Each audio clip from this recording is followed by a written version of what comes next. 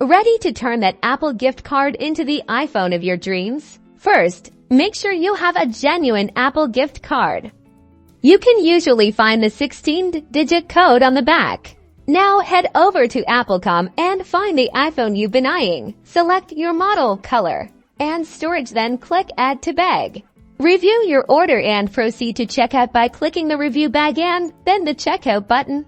You'll be prompted to sign in with your Apple ID if you do not want to continue as guest, but keep in mind you will need to enter more information. On the payment screen, scroll down until you see Add Gift Card. Click on it.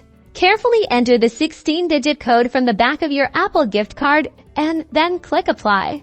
You'll see the gift card balance applied to your total. If there's a remaining balance, you'll need to use another payment method like a credit card or debit card to cover it.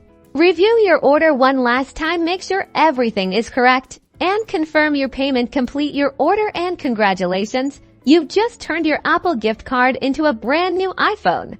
Just a heads up, Apple gift cards can have limitations, and it's best to check Apple's website for any restrictions in your region before purchasing.